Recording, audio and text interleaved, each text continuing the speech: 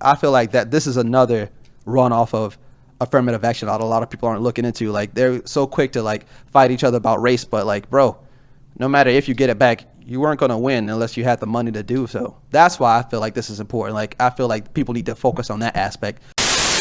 As of like race thing, I know like what's going on is race based, but I want to look at it a little bit more objectively. A lot of people say, like, after this whole affirmative action happened, you hear a lot of people going to be like, hey, you know, they're not going to have race on the applications. That, you know, that doesn't stop people from looking up your name. Right. People know your last name. Some of these last names are iconic. They're, you know, Rothschild, these people. You see people with those kind of last names, Gates, going, you think they're not going to get in? Right. They know that your parents can pay for it. I feel like this whole thing is going in a financial base. Like I said in my short, I feel like a lot of kids are going to be phased out because they just don't have enough to pay to play.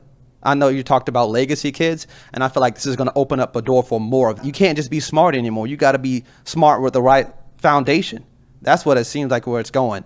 Because I feel like a lot of people are going to get this race thing and go with it, which, like I said, it is, you know, the kind of people that usually have the higher finances. You know, it ain't brothers with a lot of melanin. That's all I'm saying, to be honest with you. Yeah. And I feel like that's what's going to be happening. Like, no matter how hard you work, you see what happened in the University of Southern California in 2019. They were doing the same thing. They just got caught doing it because of affirmative action. That's why these people went to jail, when these celebrity parents were paying for their students, paying to be on a row team.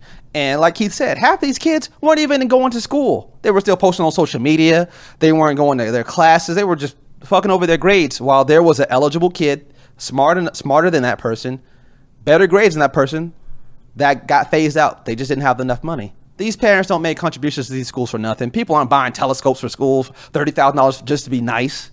Tax write-off in, hey, my son is going to be looking for a school next year.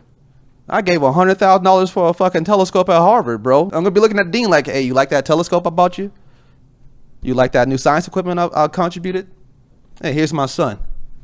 Yeah. Introduce yourself. I feel like it's going to be more of that, which still sucks because a lot of us don't got it like that, big dog. I feel like that this is another runoff of affirmative action that a lot of people aren't looking into. Like, they're so quick to like fight each other about race, but like, bro, no matter if you get it back, you weren't going to win unless you had the money to do so. That's why I feel like this is important. Like, I feel like people need to focus on that aspect.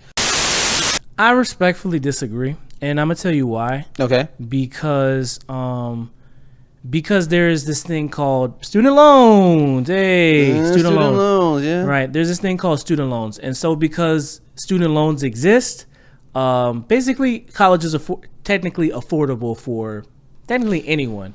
And I don't think a lot of the people who make the admissions decisions have a lot of melanin in their skin, if you know what I'm talking about. Yeah, I feel you. And then you have a lack of DEI in some schools where, hey, a guy will tell them, hey, now look, he may not have the SAT scores you're looking for, but this is the school he went to, and yada, yada, yada, this and that. This is a student who's going to do well here. And because they lack that context that I provided, right, they just look and they say, oh, well, you know, these black kids or these kids just aren't smart enough to be here. Where's the money in that to these people? Where's the money? The money can be made through grants, student loans. The state of Texas will pay for them for their education. That doesn't make you a reoccurring customer. All of these schools are going to see you as, okay, he barely made it. He made it off of grants and loans.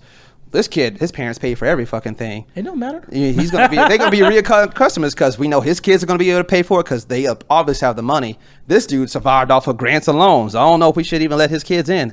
This is an exception, but the guy who paid out the pocket for everything, I think I want to have his kids in here.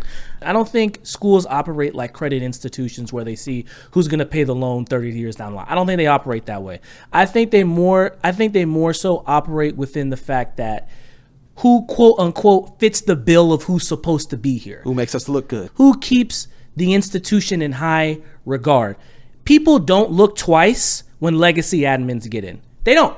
Okay. They don't look twice when that happens, right? They don't look twice when that happens. But they look twice when black people get there, right? When Latino people get there, they look twice, right?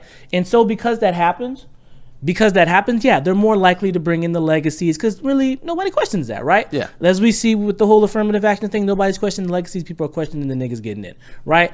Now, do I think it's all just a money hungry grab? No. You look at some of the biggest endowments, and I'm not talking about dick size here. I'm talking endowments is basically like a bunch of money that colleges hold on to, they don't spend, right? The biggest endowments I think are like Texas A&M has like over $1 billion endowments. They don't have legacy admissions. Those those are more signs of wealth than, their student body. So, and there's also this huge push to get rid of these legacies. But I don't think they operate like credit institutions, right? Because at the end of the day, if it's just to pay for play, at the end of the day, then then they wouldn't even waste their time. They wouldn't even waste their time with letting anyone in who couldn't pay full price, right?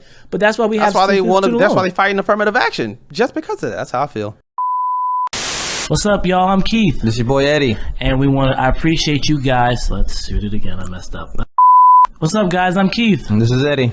And we want to say, guys, we appreciate you guys watching this entire video, and we would really appreciate it if you would like and subscribe. Okay, that was my line, but we appreciate it if you would like and subscribe. There's more coming where that came from. If I said that right. Yeah. We're coming with that. Anyways, thank you for watching the video. Please like and subscribe. We'll see you next time.